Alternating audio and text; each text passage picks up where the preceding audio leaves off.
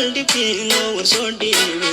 ula kala dhantahay jacaylkiinada qoyskanahan dhiseen waa madaxan galo dhulka Soomaaliyeed dadku badi dhanbaalay kasoo dhiibayaa bisnaarasatiyo wax wada dhasho daacabta dipino warsodhiibe ula kala dhantahay jacaylkiinada qoyskanahan dhiseen waa madaxan galo Soomaaliyeed dadku badi dhanbaalay kasoo dhiibayaa Hello.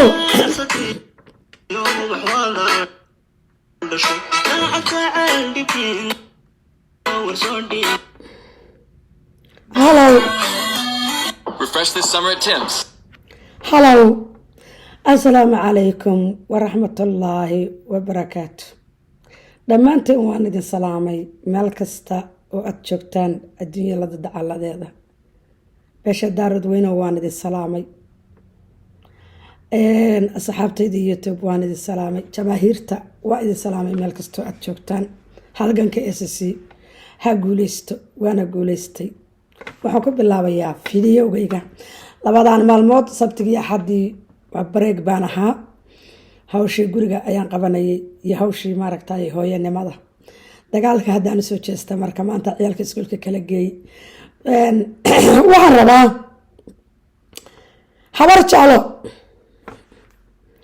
habar jeclo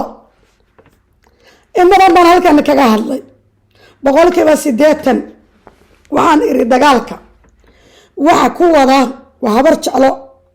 oo ay dhulbaantay isdhaleen oo ay abyaabti yihiin uqubada halkii lagu galay ay ku hurudaaye caruurtay ka laysaa ninkii caana baas dhameen ninkii aad arkaysiin ee dabada ka toltolan ee tibada uga jirto waa askari habar jecla waa isagii oo lugta silsilad uga xiran tahay maxaa ku dhacay oo uu xiran yahay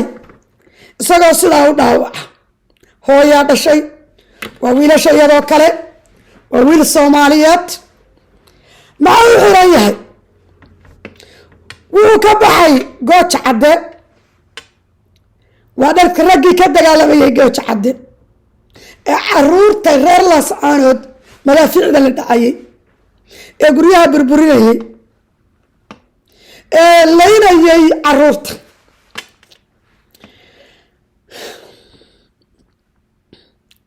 dagaalka markii la soo gelinayo kaniini iyo daraag iyo balaayo iyo qabra la soo afsiiya ilaa ayagoo miir qabo dagaal ma soo geli karaan waayo moraalkooda u diidaya maxaad caruurta muslimka ku leynaysid maxaad magaalada muslimka ku duqeynaysid maxaad dad islaama ilaahay idinka xanibay idinka xaaraantinimeeyey inaad ku dushaan war maxaad u geynaysaa war maxaad hooyooyadiinoo kale madaafiic ula dhacaysaan moralka iyo qalbigoodi baan ogolayn marka meel kastoo laga kicinayo waa aragteen kaniini daraagaa la siiyaa kaniinigi baa laga soo dharjiyey waa la jabiyey markii la jabiyey wuxuu la dhashay ninkani 5 nin oo walaalo ah mid kale walaalkiisuna waa dhaawac asna isbitaalka Burco yaala 3na waxay ku jiraan furinta dagaalka jabka habar jeclo gaaray ee sida xaabada dabka loogu shubay baan kaaga sheekaynayaa habar jeclo isagoo la sii cararaya markay daraawiisho xabadda ku listay isagoo la sii cararaya ayay waxay sameeyeen ayuu gaarigii ilaa waa daroogaysan yahay markay dhaawacmeen dhaawac aruuriyay isagoo la sii ordaya ayuu gaarigii la rogmay ilaa waa qof aan miir qabin oo darooga isticmaalayeen gaarigii baa la qarimay gaarigii markuu la rogmaday 2 nin baa ku dhimatay habar awala 10 iyo dhowr kale dhaawac la sii wadayna waa sii burbureen musabixi maraga bara wala ku dhintay jeelka la dhigay dhabarkii meel walba ka jabiya miska station kii waa silsilada looga xiray lugta dhakhtar in la geeyaa la diiday in la daweeyaa la gaaray ilaa rag habar awala ayaa ku dhintay gaariga wadayoo madaxdii baa ku dhimatay waxa la geeyey silsilad baa lugta looga xiray in la daweeyaa la diiday in dhakhtar la geeyaa la gaayo wuu qurmayo malax baa meel walba ka gashay habar jeclo hadday odag tahay hadday xildhibaan tahay hadday ragta iyo hadday dumar tahayba habar jeclo way isku timid musabixi waa lala hadlay wakaasa waa dhabarkii waxaad arkaysaa waa dhabarkiis habar jeclo si walbay u hadashay ina kaahin oo wasiirka arrimaha gudaha ah cali mareexaan intaba habar awal hala daweeye waa ka fujin waaye isbitaalku u yaallaa saas uli silicsan yahay isbitaal ma yaale waa qurmay oo uray oo dixiri galay 3 walaalihiisna waa kuwii mudaaraadaya furinta ku jira mid kalena waa soo dhaawacma waa ag jiifa waxaan marka su-aal weydiinayaa hooyadii 5 wiil dhashay ee ilaahay 5 wiil ugu deeqay ee 5teeda wiil isku soo daba dhigtay hooyo la mid ah inay gurigeeda duqeeyaan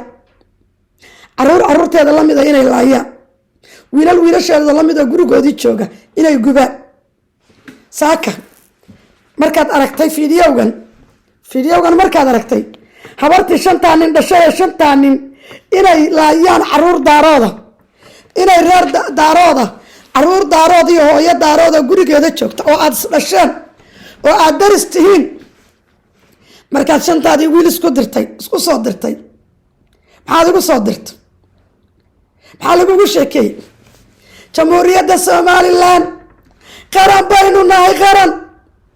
aalkii holhol baynu qaadanaynaa dooxadii nugaal baynu qaadanaynaa saaka isagoo dhabarkii F7 ka dilacsan oo dixiri galay iyo sidaas silsilad kaaga xiran yahay habar jeclo dhan media ka soo hadashay waxa lagu yiri waa dambiile habar jeclay sidaa dareemaysa sidaad maanta aad dareemaysa habartii ragga 5 nin dhashay sidaa dareemaysa ay 3 gooch cadda ka joogto ee inay ka soo bixi doonaan aan qiyaasaynin midna dhaawaciyo u jiifo midna uu ka yahay miskiin yaftali ka jajabay oo waligiis iyo dhabarkii oo forever haddii xataa sii daayaan waxaa lagu yiri magtay 2 nin dhimatay waa inaad bixiso 5 sanana waa inuu jeelka jiifo lamana daway karo habar jeclay shil marka uu dhaco qadar baa dhacday military ciidan ku jira wixii military ka dhaca military baa xaliya marka la leeyahay gaariga wadada rogmaday ayaa dad ku dhintay habar jecladii ku dhimatay dagaalka musabixi u shaqaynaysay magma la siiyey kuwii ku dhimatay magma la siiyey waa su-aasha habar jecla inay isweydiiso ay rabto inta kumaa ku keeda kaga dhintay dagaalka wax magidi ka siiyey ma jira laakiin kii shaqaynayo shaqadii soo wada gaarigu ku rogmaday oo laynaya muslimkii laaya laydin yiri habar jeclaay horta dagaalkii dhul baantee taasaa idinka raacdiya jabka kumaa kuna waa idinkaga dhinta walaalnimadii hartina maanta ma haysiinoo dekana idiin taallo duulaankaad soo duusheen sidaa 5 wiil oo walaalihii barna u dhaawacmeen barna gawaadhidu la rogmatay barna furinta ugu jiraan ayaad habar jeclay isugu soo gurteen meesha macaydhi baa lagu qaybinay masaqo cuntibadeeda raashin baa lagu qaybinay xabad baa lagu qaybinay gardaradina waad ku jabtay subaxa saaka habar jeclay rag ma haysid daris ma haysid dowlad ma haysid sumcad ma haysid aqara ma haysid oo kuwii niida ka dhintay habar kastoo habar jeclay habar kastoo ii doora wiilkeedu ku dhintayo midda gadabiirsi ee wiilkeedu ku dhintay isagoo ku duulay reerkaa waa ehlu naar waa ehlu naar qaacilu wuxuu ahaa qaatul muslim kusoo duulay musabixi ilaahay idinkama celinayo keni ka dhaawacmayna wakaa magtina iska bixiya 2 nin oo Sacad Muuse disheene ariya ay dhashay bixiya magti baa laydinku yiri very sorry taalkaasaan uga baxaya habar jeclo faa'iidadaad ka keentay dagaalkii aad ku ordaysay faa'iidadaad ka keentay dagaalkii daraawiishad garanayso aad ku ordaysay habar awal guryahooday tagaysaa galbeed bay jirtaa ismaarkaan daarood laakiin adiga iyo nimanka harti waad isaysaa guri walba beesha daaroodna colaad iyo cuqdad baa ku taalla colaad iyo cuqdad guryihi iyo caruurtaad ku soo duusheen dariska lahaydeen almaabtiga aydan is wada dhasheen ee sidaa habar waliba 5teeda wiil u soo tirtay daarood bay ahaayeen wala la kala xisaabtami already-na daraawish baa kala xisaabtantay yaarti midka halkaasaan ku dhaafaya midka halkaa yaan u dhaafaya waxaa kaloo la xiray suldaan Cadagude suldaankii beesha Garxajis ayaa la xiray waxa la gurigiisa loogu dhacay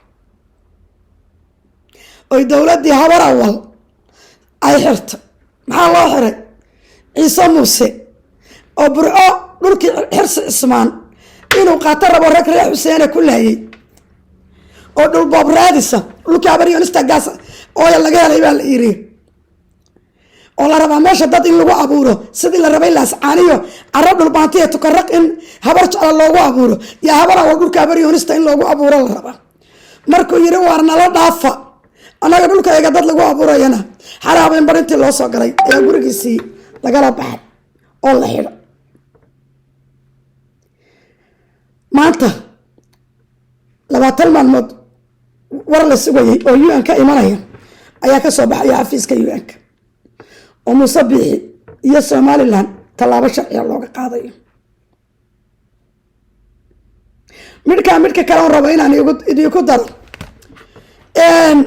horgal urur Soomaali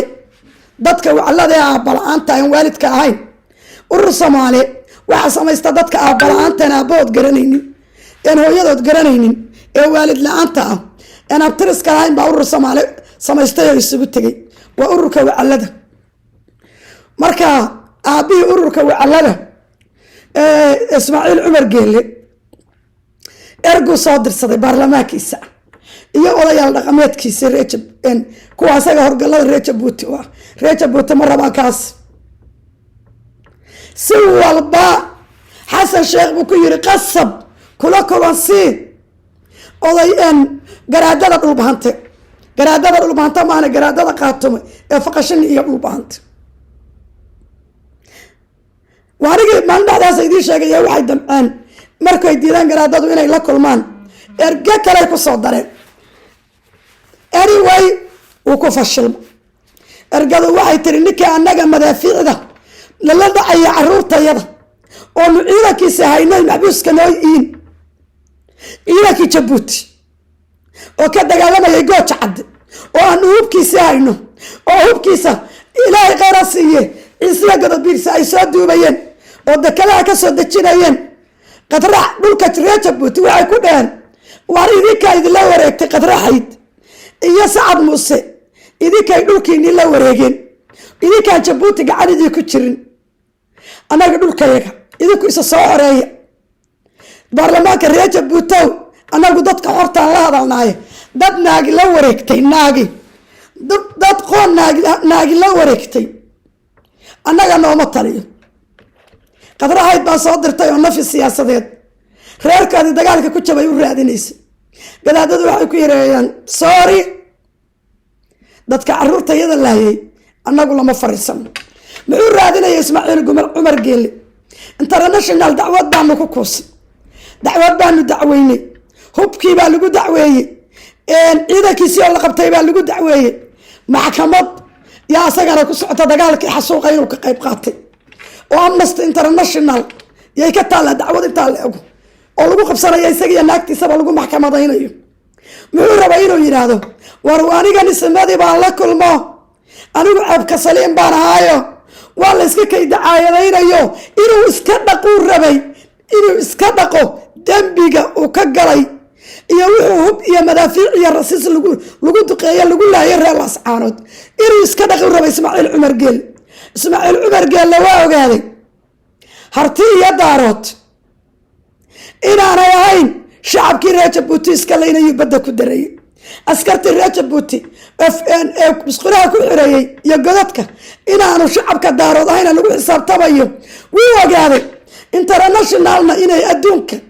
meel walba daarood uga baxsan yihiin oo xafiis walba fadhiyaan oo ay dadka dhoohana uneducated ka ahaan ay daaroodad wax bartay oo cilmi leh adduunka la tartamo ilbaxa ay yihiin Ismaaciil Cumar Geel waa ogaaday hawiye al-shabaabka ay u sameeyeen isagiyo Musabix iyo siyaasiyiinta Somaliland ee loo soo daabulay asaguna markaasna mushaar ku qaato askarta ka dhigtay al-shabaabkana asagu hubka uu siinayo oo dadka koonfureed iyo dadka hawiye lagu xasuuqayay inuu daarood ka duwan yahay waa bartay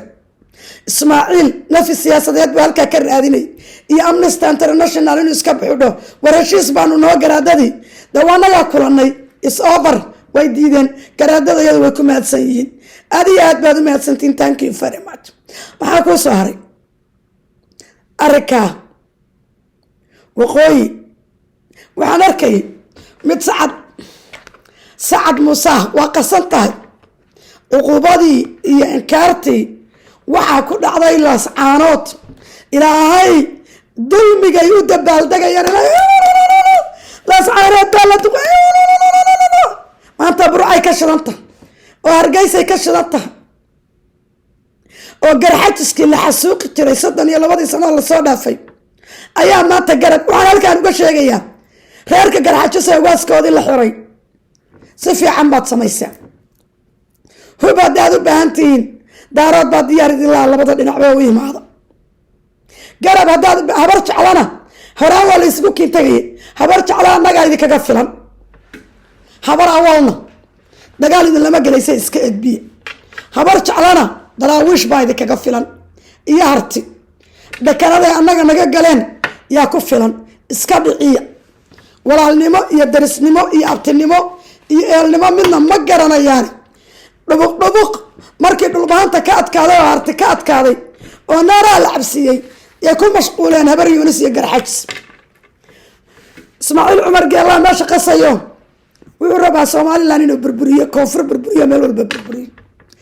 arrinkii waqooyigan uga baxayaan jamaahiirtu waa guuleysatay iyo doorna godkii gaajo cadde ee ku dhamaanayaan isku tooganayaan gaajo ugu dhamaadeen Allah yaa idin dhaw wiilashiina la baxa inta idin hartay haddaydan la bixina bartaa noo joogaan halkaasaanu iswaar kaga qabanay bartaasay gaajiyo istara isugu dhimanayaan yaa ku jira taas waa mid baa jamaahiirta guuleystaan leeyahay xaaladdu meel wanaagsan bay maraysaa waad guuleysateen siyaasadii dabadda iyo tii gudaha waad ku weydiisatay waay gobolka Gedo waxaa laga joojiyey dagaalkii Irir Soomaali yaan haddaba sheekadiisa idiin gelaya daaroodo dagaalka Jabuuti lagu soo heshiiyey 3 gobol baa weerar lagu qaaday gobolka Khartoum State wayna arkayna madaafiic baa lagu soo weeraray dagaal baa lagu soo qaaday waa dagaal waa qorshaha Irir Soomaali Ismaaciil Cumar Geel Soomaaliya inuu ku burburiyo uu ku hogaaminayay Musabix iyo Xasan Gurgurte iyo Ismaaciil Cumar Geel ay ku soo shireen awoodda daarood aan dhinno awoodda daarood laguma dhimin dagaalkii u horeeyay awooddii iyo door baa lagu dhimay awooddii iyo door iyo Musabix yaa lagu dhimay dalkina waa laga saaray intii ka hartayna hadday kala daadanaysaa dulmi meesha lagu galo ilaahay ma barakeeyo waxay ka qaban karaanna ma jirto dagaalkii labaad Muqdisho laga soo alifay $10 million baa lagu siiyey Faroole iyo Aranjan iyo ninka la yiraahdo Hebel Abgaalow ayaa lagu soo siiyey in Puntland aan doorasho ka dhicin in Puntland dagaal sokeeya laga rido daarood xasan intuu masaajid ka dhex istaagay oo xamsa marxuun in abtigayna u yeertay ayuu yiri 24 maalmood baa dagaal uga dhacay Puntland shacabka daarood iyo shacabka Soomaaliyeed ee Puntland degani gaas bay ku sishid waaba si aan rajagta garays indhoodo shana yaa doorasho digaagadu ayna ku dhiman oo qof iyo codol lagu qabto waa ku guuleysan labada dagaal ma ku guuleysan dhinacan markay ku guuleysan waayeen ayay yiraahdeen dagaalkii hadaba koonfur anu wareejin ogaadeen baa xoogaa doqonnimo lagu tumaayay iyo mareexa ka sareegaduuna waa xabad ku yihiin oo waa dagaal waa niman waran kulule oo dagaal kulule ogaadeena malaha waxaad tirahdeen waa marsi kartaan oo doqonnimaad ku tumaysaane bal halkaa inta ka wareegtaan isku dhufta daarood isku dhufta mareexaan iyo ogaadeen oo maxaad tirahdeen diyaaradaha gobolka Gada ka joojiye oo maxaad tirahdeen Xamse iyo Axmed Madoobe yaa diyaaradii gobolka Gada ka joojiye isla markiiba qoraalkii wixii bay soo dhigeen diyaaradiina waa joojiye yaa diyaaradaha joojiyay Mahad Salaad iyo Xasan Gurguurta maxay u joojiyeen baryahan oo dhan buu warku socday maxay u joojiyeen waxay ciidanka waa tii la geeyay ciidan federaalka ah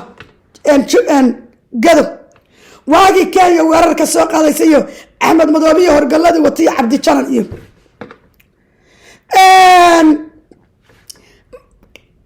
gobolka Gado waxa ku yaalo xuduudda wuxuu ku yaalaa Itoobiya iyo Soomaaliya dekada qalalan buu leeyahay doolow iyo balad xaawiya suufka iyo Mandheera businesska Soomaaliya saddexda wadan baa u kala gudba lacag ayay iska jareen oo askartii halkaa joogtay bakaalkooke Allah u naxariisto iyo raggii halkaa joogay nabad sugidda ka tirsanaa iyo ninka la yiraahdo kulane lacag baa loo jaray oo la siin jiray ciidanka lagu kabi jiray Xasan Gurguurta xukunka markuu qabtay wuu la baxay ciidankii markuu la baxay reer Gadana lacagtoodii way joojisteen ciidan ay ayagu leeyihiin oo reer Gadaana way samaysteen oo gobolku leeyahay mushaarkoodina lacagta ay ku bixin jireen halkan ay gashteen amnigooda waxa loo yeeray bakaalkooke waxa lagu yiri lacagtii dawladda farmaajo markay joogtay cashuurtii aad siin jirteen oo eeraboorada iyo xuduudaha laga qaadi jiray oo nisa la siin jiray Mahad Salaad la siiyay dhan iyo Xasan Sheekh waxa lagu yiri ciidan baan ku kabi jirnay ciidankii waad qaadatay ciidanka hadda naga ciidan qoranay sharkayagana ciidanka siinayna waxa naga qaadanaysoona Ilaahay abuurtay ma jirto dhowr jeer murakis socday Mahad Salaad waxay iyo Xasan Gurguurta waxay lacag ku bixiyeen oo asaasanad gareeyeen bakaalkooke oo ay dileen waxay kala dileen yar kale oo militariga ka tirsanaa oo asna reegada oo u malaynayo qabiilada kale oo Gada degay inuu yahay balad xaawo joogo sarkaal waxay isiraadeen reegada waa baqeen oo way idin dhageysanayaan waxay ogolaanayaan nisa inaad eeraboorada keensataan inaad xuduudaha nisa keensataan cashuuraad ka qaadataan waxay ku yiraahdeen reegado gaas bay ku sii shiday siday jamaahiirta markii la duqeeyay gaaska ugu sii shiday iyo reer Puntland ay gaas ugu sii shiday reegada waxay ku yiraahdeen wax naga soo degi kara wax nisa ka socda iyo wax cid kale ka socda midna naga ma soo degi kara wax cashuura ku siinayna ma jirto amni baan haysanaa amniga iyagana kama gorgortamayno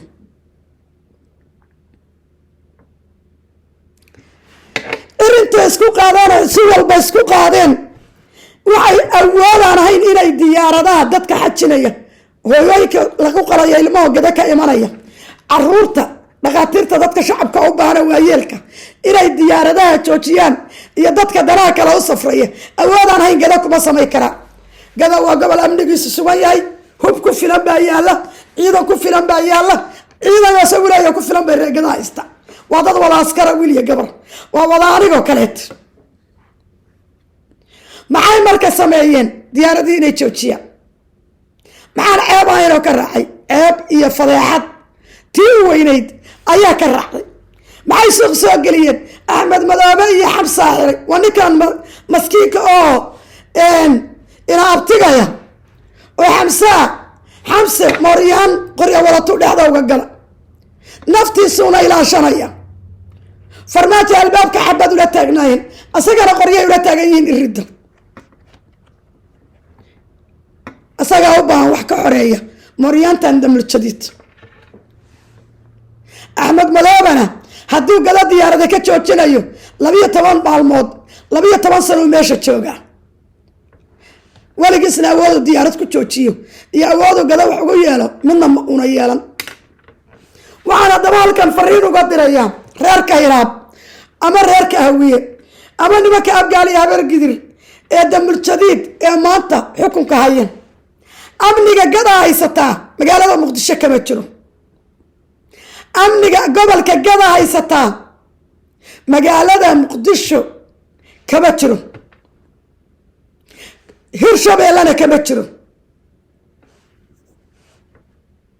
galmudugna kama jiro gado amni buuxay haysataa ilaahay baa siiyey iyo dhiigga raggooda reegado waxay ku aqliyeen reegado wada dowladda waa dowladdii waaya gado waa dadkii dalkan ka talinayay maxamed siyaad baraa garbahaare ku aasa saraakiishii oo ritaayaraa joogto axmed madoobe iyo reegado waxaan u sheegayaa nimankan kursiga saaran ee hiraab yaan fariin u sheegaya ee dambuljadiid mahad salaad iyo gurguurta gada waa amni muqdisho waa ka amnisan tahay hirshabeellana waa ka amnisan tahay galmudugna waa ka amnisan tahay dadkii lahaa baana jooga amnigana dadkii lahaa baa keensaday jubbaland inteedii kaleete magaalada kismaayo oo 10 kun oo ciidan u joogto oo 20 kilomitir la socon karin ayaa joogta ayaa xorka ah intii kale oo idil al-shabaab baa haysato gadana magaalooyinkoodii waa wada xor ceelwaaq waa xor buurdhowba waa xor luuq ganaana waa xor beled xaawo waa xor garbahaare waa xor baardheero waa xor nabad bay ku socdaan shacabkoodu waana xor gedigoodna waxaa jooga dowladda iyo dowladda gobolka iyo dowladda federaalka aba waana xor faataxa la akrinaya kuma imaanin qori caaradiisay ku timi ninkii dhooma reexan iyo dhulbahante iyo leylkase iyo makaahiil iyo cumar maxamuud yaan qori ula tegi waxaan u malaynayaa habeen inuuna soo jirin yaan u malaynayaa inuuna habeen soo jirin waxaa soo raaca reerka la yidhaahdo habargidir faataxo qof qori intuu la tago ayaduna waa la mid dacdo waayay galmudug ku heshiiyeen galmudug mareexaanka degan iyo habargidirna waxay ku heshiiyeen war waxba kala qaadi mayneen nabad aan ku wada joogno nabad aan wax ku qaybsan galmudug wataa caadaa maraysa reebaadiyo waa isdildilaan laakiin dadka shacabka ugaaskii saleebaan iyo caabud waq lagu soo dhaweeyey daraad iyo guuto u wato nabad sidaa ugu raaxaysanayo fidno kaleoo galmudug ka jirta ma jirto oon dadka reebaadiyo biyo iyo barkado iyo wax isku dagdagaalayaan ka ahay waayo waa laba libax in tartiib saa wada joogno waa habargidir iyo mareexaan dhinaca jubbaland al-shabaab iyo mareexaan al-shabaabna waxbay dishaa mareexaanna waxbuu dilaa al-shabaab mareexaan inay soo gashay dabcaday mareexaan iyo iyagu way sarkeen markii xag iyo xaggaba laysku ogtoo laysku bacay yaa yidhaahdeen nimanka la yidhaahdo mareexaanow idinkuna gadadiina jooga annaguna dhulka yagana joogaynaa mareexaanow sidaasi nabada inuu ahaato al-shabaab iyo mareexaan al-shabaab saasay mareexaan ku nabadgelis al-shabaab maalin inay gaari iyo wax qarxiso waa dhici karta, laakiin al-shabaab iyo annaga meelaan joogno dagaal wax nama soo raadsadaan, annaguna ma raadsano. jinni miyirkiisa qabaa masaajid waxaa la yiri sagaaro miyirkeeda qabtaa masaajid eyla ma gasho. al-shabaab miyirkiisa qabiyo soomaali miyirkiisa qabiyo gaal miyirkiisa qabaa mareexaan ma soo aado. dowladii Kenya Uhuru Kenyatta baad arkaysan 12 sano diyaarada xataa inay nagu duqeynayso gada inay soo galaan iduna waa suurtageli weyday. tikraagi Axmed Madoobe meesha keenay waa suurtageli weyday inuu inta yimaado asaguna wax naga qaado nala dagaalo. waxaan markan imankan u sheegayaa gurgurta iyo mahad salaad iyo damir jadiid, nimankan Axmed Madoobe iyo reegado waa niman daarood Ismaaciila 5.5 baan isku raacnaa, 5D baan islana, ilma adeer walaalo wada dhashaana, badda ilma daarood iyo badir baan islana. wax xumaan iyo dhiboo daarood iyo ogaadeen u dhaxaysaa ma jirto. geelashayadii marna gaday wada daaqaan, marna halkaa iyo ilaa xuduudi afmadow iyo waxay wada daaqaan xuduudi kay. Axmed Madoobe annaga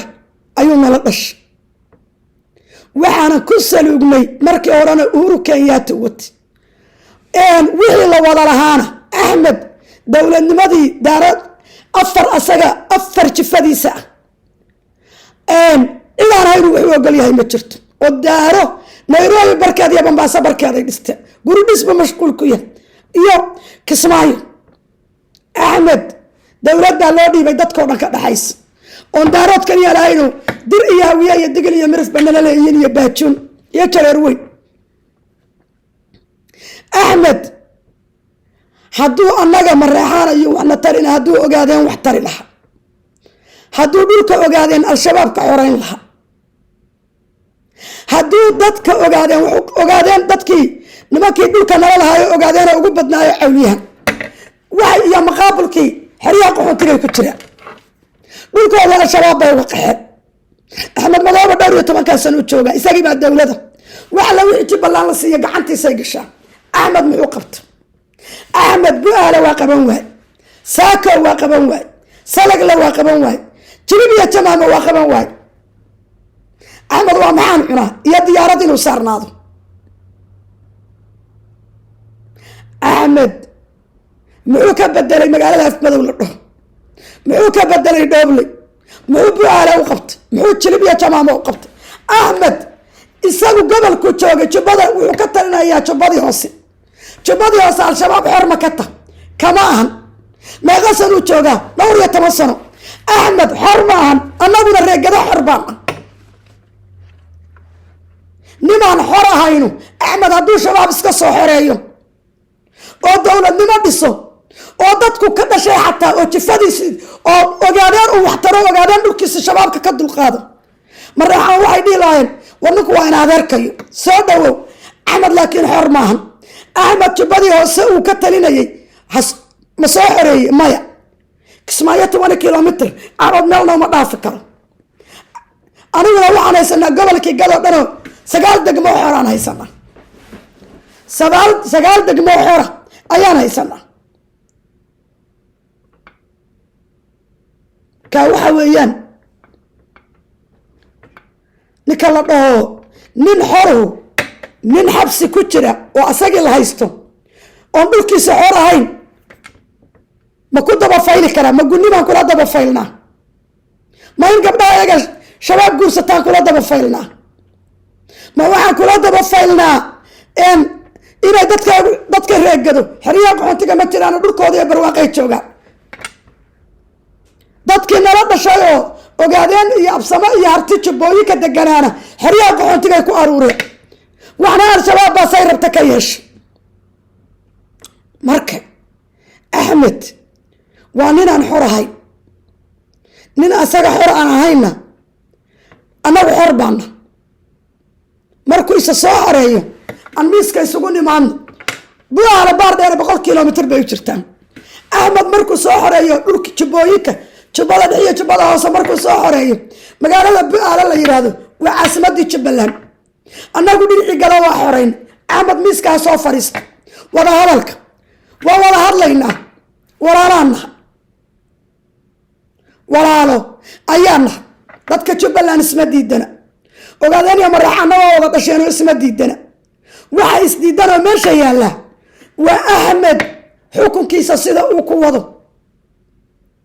dhowr iyo 10 sano oo wax isbedela iyo wax horumara aanay jirin afarin baa guryo xaaraana ka dhisatay ayaguna ilaahay bay la hortagayaan mid walba waa dhimanaya wuxuu ka qaadayaa ma jirto dowladnimada anagu maraxaan baan nahay dowladnimada sidaa wax ka weyn baan u naqaanaa cadaalad iyo dadkoo la simaan u naqaanaa dadkoo dhan oo dalkoo dhan oo la wada xoreeyaan u naqaanaa uma naqaano in daara la dhisto dalkan qabiilka soomaaliya ugu xukunka dheer baan nahay 30 sano yaanu dalkan xukunaayo ka badan ama aanu madaxweyne ka noqon ama aan ra'iisul wasaare ka noqon nin maraxaana xukun qabtoo daar ka dhistay ma jirto gadana daara dowladu noo dhistay iska dhaafe laamiya dowladu noo dhistaa nooga dhisnay waayo markaad adigu mas-uuliyadii qaadood qaybinaysid adigu lama qaateen adigu wax lama cune dadka kalaa loo qaybiya maraxaan sharaf buu ka doortay iyo subcad maxamed siyaad barana shacabka soomaaliyeed soddon iyo 2 sano maxamed siyaad barro kale cid walba raas casaar iyo raas kambooni soomaali waa laga waay nin dadka sidaa ugu naxariista nin wax dadka ka dhexeeya sameeya nin sidaa wadani u ah nin sidaa shisheeye isaga dhiciya nin ummadda soomaaliyeed ee danyarta ah wax u qabta oo aan madhibaan iyo jareer iyo tumaal iyo maraxaan iyo ogaadeen iyo habar gidir iyo isaaq iyo habara walan kala dooran ee nin walba waa ninka cali samatar oo wiil tumaala kursiga labaad ee dalka ugu sarreeya saaray si uu soomaalinimada u baro dadka soomaaliyeed inay siman yihiin nin walbana inuu shaqadiisa qabsan karo meeqa nin baa ka dambaysay maxay qabteen farmaajo yimid daasad kama farmaajo dhul boobaya dad leeyahay weli lama maqal farmaajo daara dhisanaya lama maqal siduu u waday waa kuwa maanta kuwii ka dambeeyey 1 sanay joogaan si uu arkaa meeshii laga rabay inay wax qabtaan oo laamigii farmaajo dhisay sii wadaan oo ciidankii sii dhisaan oo maxay tay dalkii sii qurxiyaan oo isbitaalada iyo iskuullada iyo wixii burburayso farmaajo u dhisay u dhisaan oo safaaradaha u dhisaan waa kuwa media shala la soo fariistay wana caaya iyo wana social media nalaga caaya iyo social media nalaga aflagaadeeya waxay ku mashquulsan yihiin cali iyo Facebook inay ka xiraan mama Soomaali iyo inay Facebook naga xiraan dadka iyaga ka hadla social media taasay ku mashquulsan yihiin iyo hanoolaata iyo waxdad leeyahay baadaysa dawlad baad madaxdan dadka ummadda Soomaaliyeed waxay leedahay baad gacanta ku haysaa wixii lagugu dhaliilana waa lagugu dhaliilay wixii lagugu amaanana waa lagugu amaanay farmaajo intaas la caayo la dhaliilay wax walba laga sheegay hal maalin wax ka ma dhihi waxbaad iga sheegaysaa adkaysan yara haddaan la adkaysan karin maxaa kursiga loo yimid waxaan marka u sheegayaa waxaan maqlayaa hadda diyaaradihii gobolka Gado hadda la furay oo dad xujeeyo laga soo qaadayay iyo shacab kaleeto saasaan maqlayay in la furay ma oga arrinka waan hubsan doonaa international awood uma lahan gobol aan wax dhibo ka jirin oo amni ugu amnisan muqdisho ka amnisan diyaaradahan ka xiraya because nisa mahad salaadiya sidii qaadkii islaamaha jaadka gadaya Kenya $4 loo saartay oo dekadaha muqdisho cashuur loo saartay yaa annaga la rabay in cashuur lacag baadana laga qaado war maraxan baad ma bixiyo maraxan baadna ma qaato baadna ma bixiyo waad ku lugoodeen ninka dadka maraxan mahad salaado iyo xasan gurguurtow haddaad eeraboorada iyo dhahdeen baan lacag ka qaadanaynaa iyo lacag baada ka qaadaynaa iyo boobaradii Soomaaliya waad isku dheesheen maraxan baad lagama qaado asaguna cidna baad kama qaado sorry reegado aad baan u amaanayaa aad baad u mahadsantihiin waad isku tashateen sida loo galay waxaan idinkaga mahadcelinayaa sida loo galay dhulbaante oo abti iyo inta lagu yiri lasoo dhex galay oo dalkoodii lasoo dhex degay oo godadka gooja cadda looga dhex qotay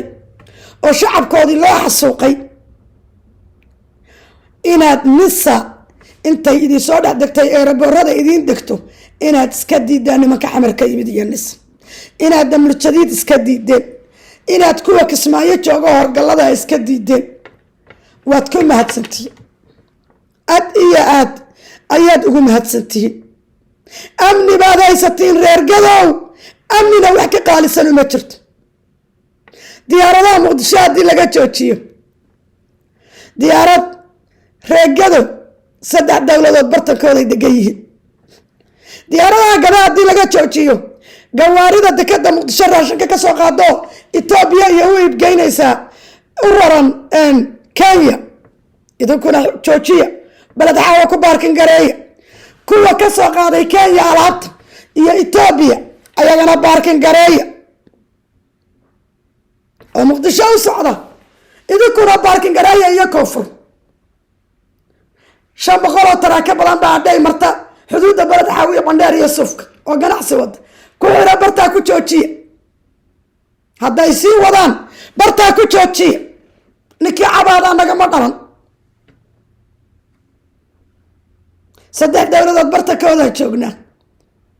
ma garad waxa weeyaan waliba mareexaanka gala jooga barkiisna mustawaq u leeyahay barkiisna kibandha kan u leeyahay barkiisna mustawaqa because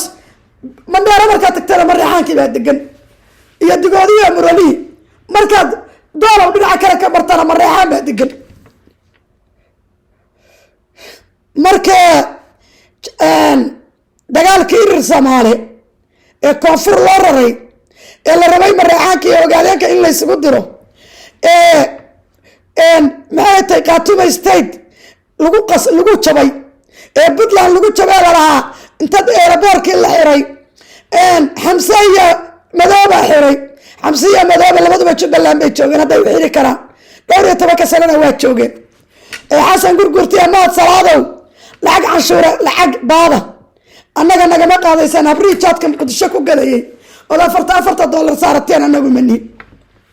midda halkaas aan uga baxaya midda ayadaana halkaas aan uga baxaya waxaan halkaa fariin uga dirayaa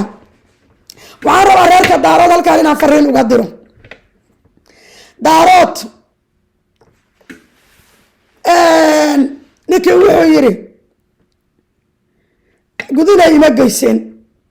haddaan barkay kugu jirin daarood waxaa loo dhigay dhowr shirqool oo fara badan nimankan intaa waxa Soomaali kala qaadaya oo Soomaali inayna xasilin raba oo Soomaali isku diraya maaha shacabka Soomaaliga waa horgal Ismaaciil Cumar Geelle Xasan Sheekh oo horgal noqday iyo kuwa la socda Muuse Bixi oo horgal noqday iyo kuwa la socda Muuse Bixi Somaliland inuu burburiyo waqti yar buu ku qaato codkii soo duuban baa lahay oo la Soomaalidu anaga inagu mashquulaysa aynu isku mashquulin dagaalka fiir siyaasadda u ciyaaray Ismaaciil Cumar Geelle markay doorasho farmaajo waa wiil daarooda kursiga ku fariistay Ahmed Madoobe wuu yeeray danina wuu yeeray odayga Jabuuti Ismaaciil Cumar Geelle farmaajo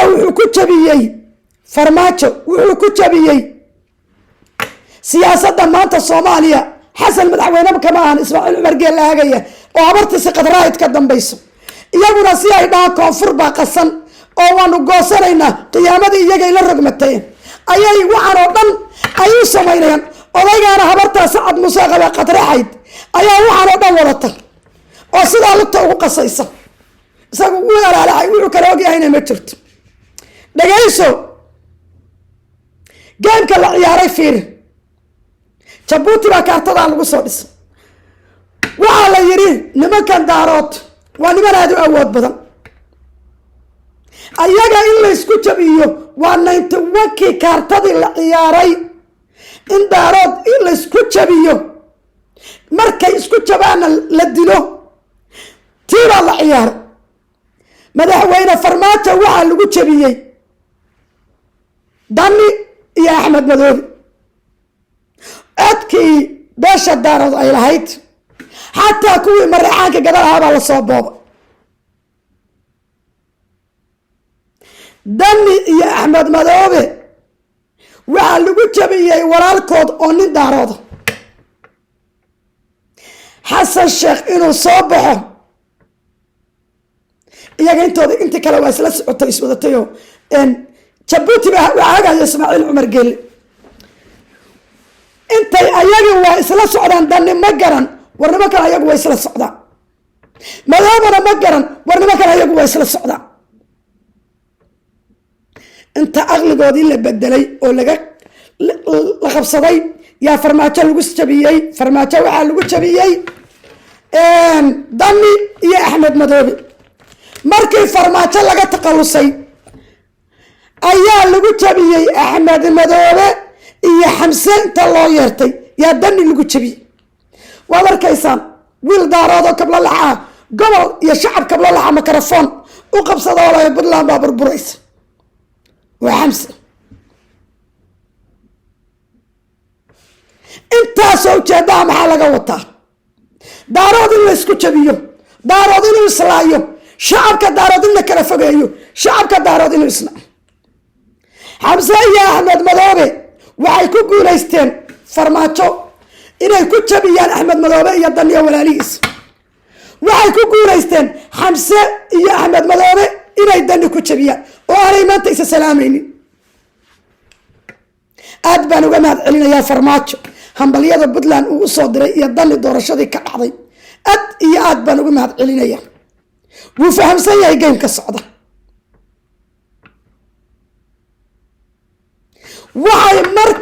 waxay is yidhaahdeen farmaajo meesha hadduu ka baxay ninkii jubbaland xukumay iyo ninkii puntland xukumayna aad isku dirteen mid kaleo maqaar saarana oo maskiinana inta meesha soo fadhiisasateen aad daarood baawar sheeriki una baawar ku lahayn markaan xamse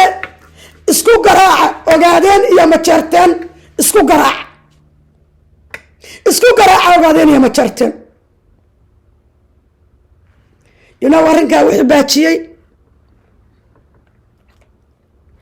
arrinkaa wixii baajiyey ma garanaysaa farmaajo markuu soo hadlay mareexaan markuu hadlay oo yiri waxaan garab taaganahay puntland farmaajo markuu hambalya yiri mareexaan markuu meel walba ka hadlay markii la yiri puntland baa laga duminayaa puntland baa 24 maalmood lagu duminayaa oo $10 milyan lagu bixiyey lagu siiyey ilmo fareen odayga faroole iyo wiilashiisa iyo aanajaan markuu mareexaan hadlay oo uu yiri cid jabi karta iyo puntland cid u dhowaan kartaa ma jirto farmaajona uu soo hadlay xabiibulmalaayiin arrinkii ma jeerteen inuu cuqdad qaado maxaa markaa ma jeerteen sidaa loo leeyahay ma jeerteen wuxuu jabiyey ama hartigu jabiyey warsangeliga iyo hartiga iswataa waxay jabiyeen somaliland bay dagaalkii uga adkaadeen iyo jabuuti iyo gurgurta iswata yay dagaalkii lascaanood uga adkaadeen weerarkii waxay soo qaadeen 56 duulaan 56diiba waa lagu jabiyey maxaa marka la rabay puntland in la dhabar jabiyo iyagoo u malaynaya mareexaan waa xanaaqsan yahay oo wuxuu u xanaaqsan yahay kablalax maadaama nimankii kursiga codkii daarood oo ay soo qaateen labada gobolada ka soo qaateen ay nin ku doorteen nin uga shisheeya ay ku doorteen oo gurgurta ku soo saareen mareexaan waa xanaaqsan yahay oo maanta haddii majeerteen iyo puntland la baabi'inayo mareexaan xanaaq buu ku maqan yahay oo haddii ogaadeen iyo majeerteenku isku baaba'aan mareexaan shaqadiisa maaha iyagoo sidaa ku fakeraya aqligooda yar farmaajo markuu hambalyada soo diray mareexaana meel walba ka istaagay arrinkoodu markaasu fashil markaasay dheen war daaroodka waa soo toos aan iskaabino daaroodka waa soo toosay bal muuse xabadan arda ordaysiya balaayadan iyo wixii waa la fashilmo markaasay koonfuriya gada isku qaadeen oo ay dheheen bal hadde dhinacaan hartigii iyo mareexaankii galmudug iyo wixii waa tooseeno waa isku xirmeene bal hadda siyaasadda halkaan inta u wareejino ogaadeenkan iyo mareexaankan gada iyo reer jubbalandtaba markay isdilaan kala dhexbaxna jubbaland oo ka qaadaneen oo aan dhahna waa heshiin waayeeni annaga kursiga qabiil kale ha qabteen ee halkaa labadooda isku dira markaas intay araboorkii maadsalaad iyo gurguurta xireen bay dheheen oo xamse iyo waxaa xireen axmed madoobe 12 sano xamse iyo axmed madoobe xamse jubbaland buu ka yimid doorashadii 2019kii saddex nin ii keena midaan kala baxo waa ninkii aqligaa la yimid warigiisu aqli xumaa waxay u malaynayaan daarood iyo hawiye iyo majarteen iyo ogaadeen iyo mareexaan iyo laylkase inay laba qof yihiin inay laba qof isku dhammaynayaan daaroodku intaa waa ka aqli badanya gaymku waana galay markii farmaajo iyo laysku jabiyey farmaajo lagu jabiyey axmed iyo dani waana jabe way gaymku waana gala markii axmed madoobe iyo xamse dani lagu jabiyey oo lagu yiri dani lagu jabiyeyna kumay guulaysan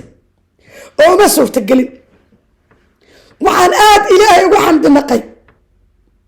amba ogaadeen ha noqoto amba majaarteen ha noqoto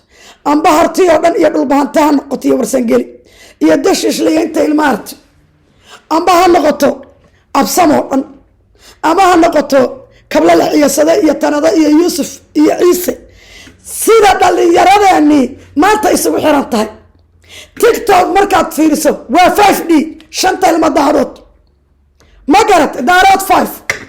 markaad facebook fiiriso waa isla meesha aad baan dhallinyarada beesha daarood uga mahad celinaya taa inaad fahamteen inaad walaalo tihiin oo idinkoo iscaayaya idinkoo iska soo horjeeda aan ciduna idin dhegeysa kursigaa ninka aya waa la dhaliilaya shalay waa farmaajo waa la dhaliilay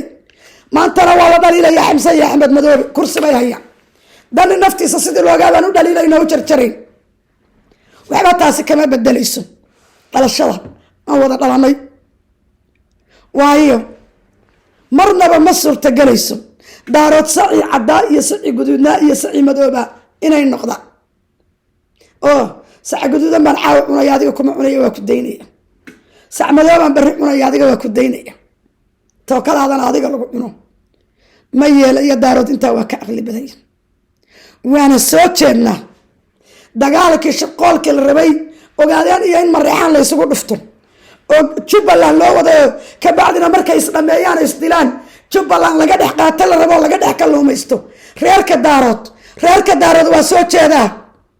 cid naga dhex kalluumaysanaysaana ma jirto cid naga dhex kalluumaysanaysaana ma jirto dowladda federaalkaana xubinta qaybta aan ku leenahay haddaan ka helnana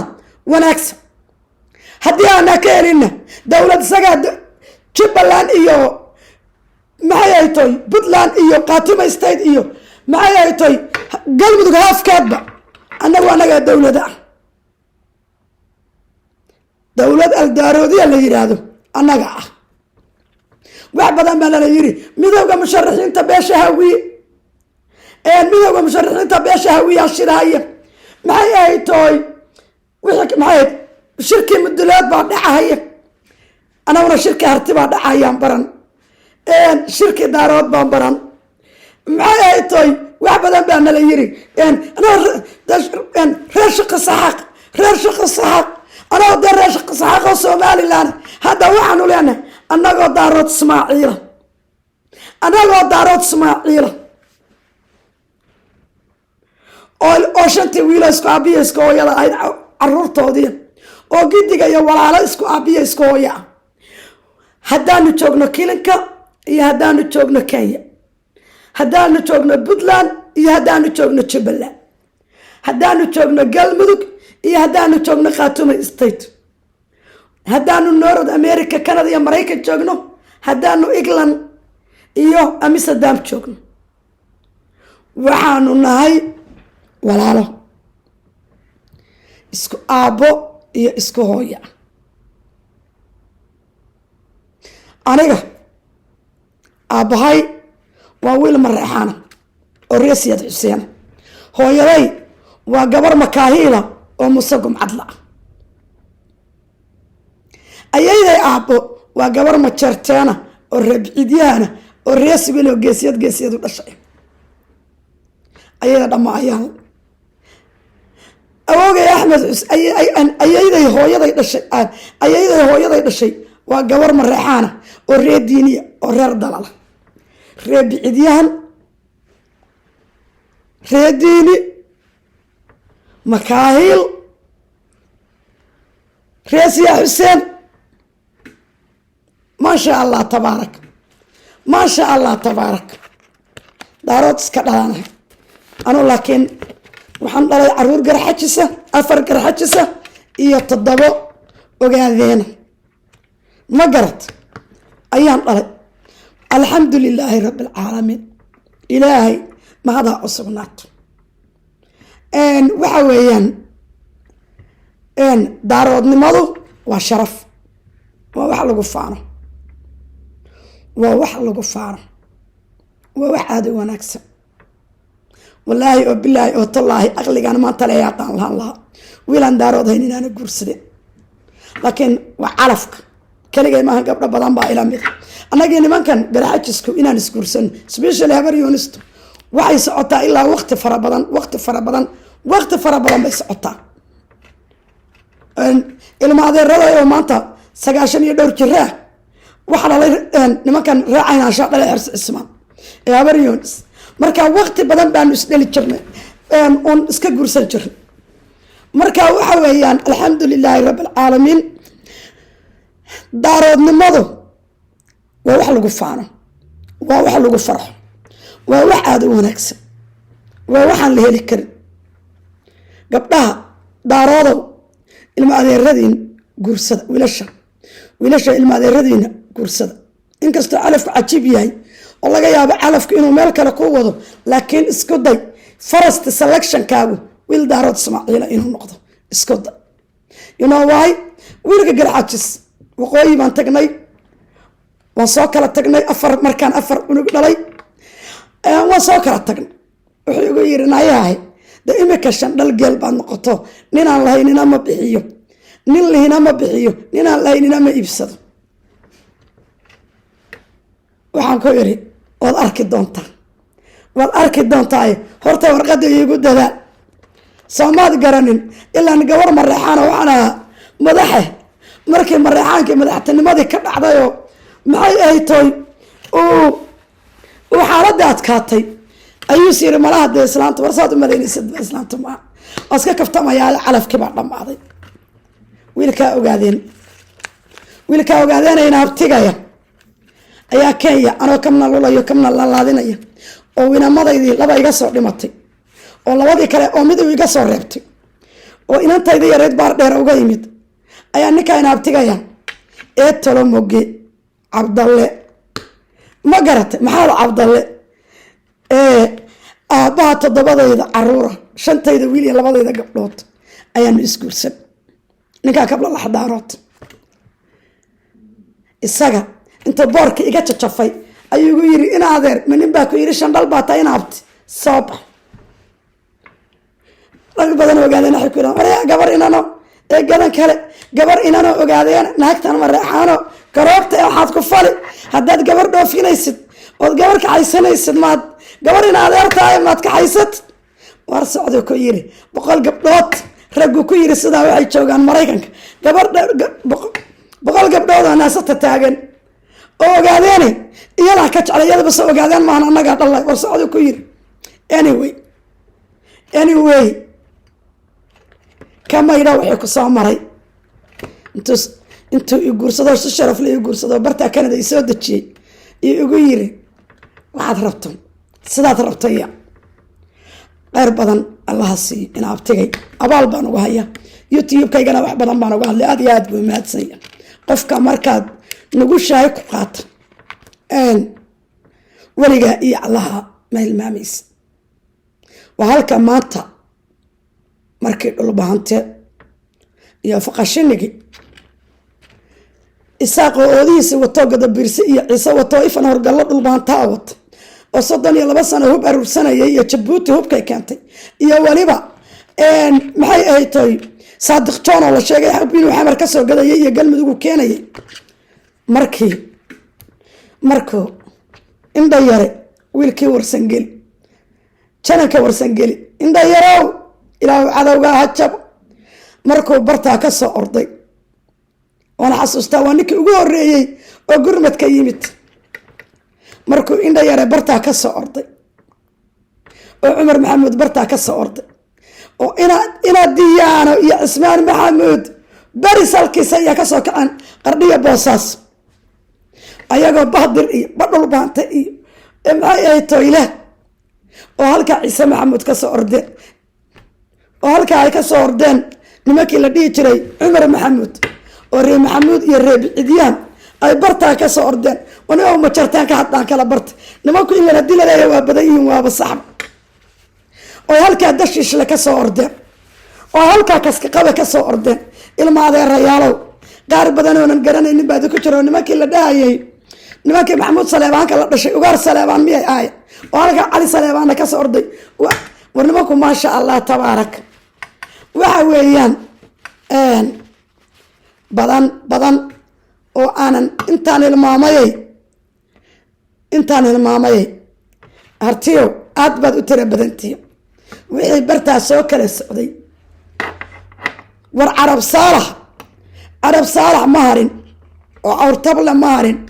رجنا مالكو سداو ديبي سدنا رجنا هبكي يرقبو ساوسو سمي الله لباح الرواية كشمومين markay libaaxyadii kala yimaadeen waaniga fiidiyowga ka sameeyey aad baanu qiirood godkii gooja cadde iyo afka looga daboolo dhulbaanta wuxuu noqday geesiya la dhashay libaaxya la dhashay markaa waxa weeyaan wiilasha iyo gabdhaha daaroodnimadu waa shay aad u wanaagsan waana shay aad u sharaf badan qof kaa qurux badan ama qof kaa sharaf badan ama qof kaa qiimo badani ma jirto inta Allah isku calfo iskuursatay wax dhiba ma jirto you can marry whoever you maragtay ano laakiin aad iyo aad waxaan hadda u jeclahay aad iyo aad in aad dhalinyaradu iyagu iskuursadaan nin walba gabar walaashaa in adeertahay guurso ma garad maxay ay tahay nin walba saad isugu xirantiina aad baan idin ammaanaya aad baan ugu faraxsanahay war waxa weeyaan maasha Allah tabaaraka inagu dad Soomaaliyeed baan nahay dadka Soomaaliyeedna iyaga naftooda waan wada dhalan oo qabiil Soomaaliyeed oo wada dhalan ma jirto laakiin it's very important markaad adigu wax iska dhigto ayaad qiimo leedahay ma garad markaad adigu wax iska dhigto markaad adigu isku tashato markaad waxaaga qiimaysato أنا وحي لا تاي دارود نمضو إنه إنه دد شرف لنا إنه دد وناكسنا نالكستون شوقنا إنه دد كصومالي اسكوتش أم إسقرب استاجا إنه نهاي وحويان is a beautiful things and I think that يرادا إنه عاد وقدر إنه that يرادا وعلى قراية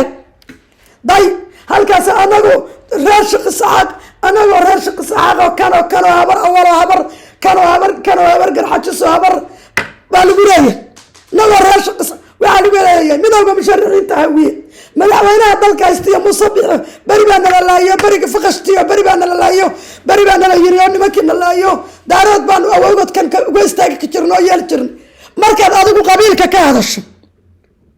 oo aad tiraahdo ku faanta daaroodnimadaada oo aad tiraahdo daarood baan ahay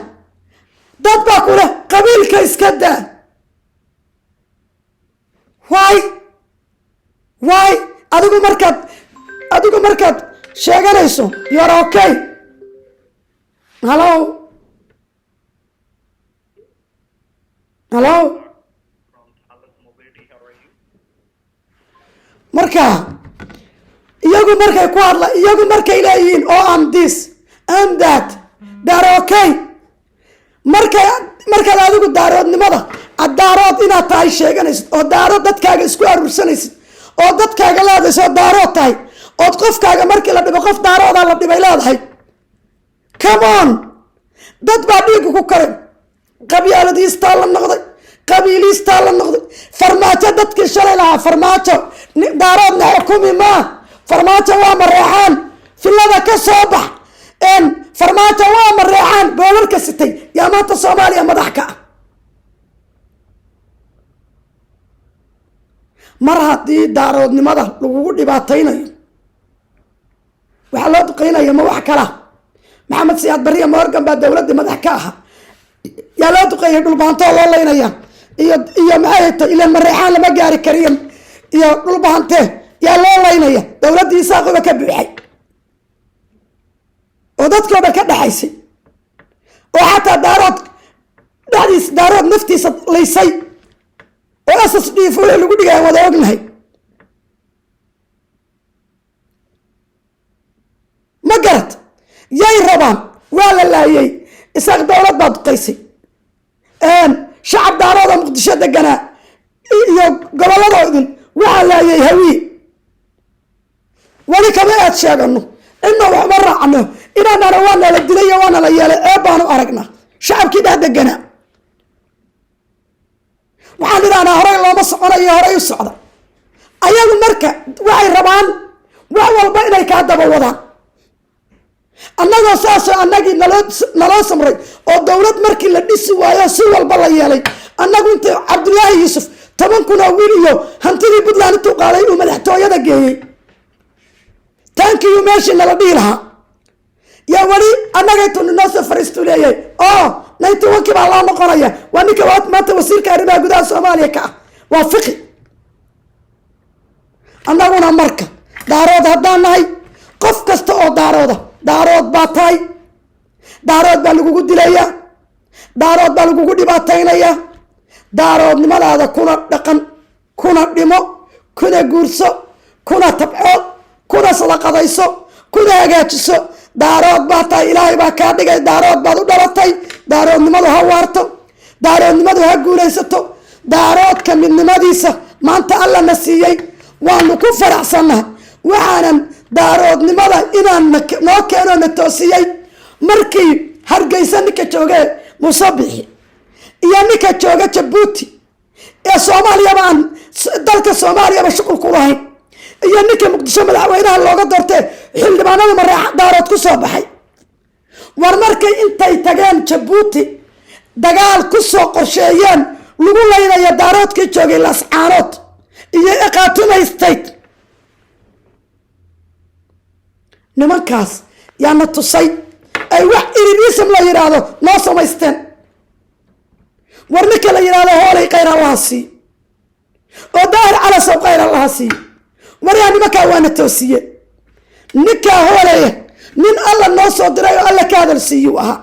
wax allaalay wixii lagu tashanayay buu noo sheegay. nacayb iyo colaadina loogu tashanayuu noo sheegay. ninkaa hoolay abaal buu nagu leeyahay. iyo ninka daahir cala soo wax alla wixii cadownimo noogu shirayeen bay fashiliyeen. waa mahad celinaynaa. khayr aado fara badan ayaan idiin rajaynayaa. ilaahay waxaan ka baryaynaa diinteenna inuu nagu dilo, diinteenna inuu nagu dhaqo, ilaahay inuu na hanuuniyo,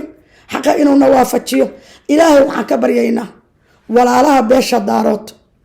in korkooda uu burcad isku mariyo. walaalo isjecel oo isgarabsada inuu ilaahay ka dhigo. midnimada daarood inuu ilaahay xoojiyo. qalbigooda inuu ilaahay isku soo dumo.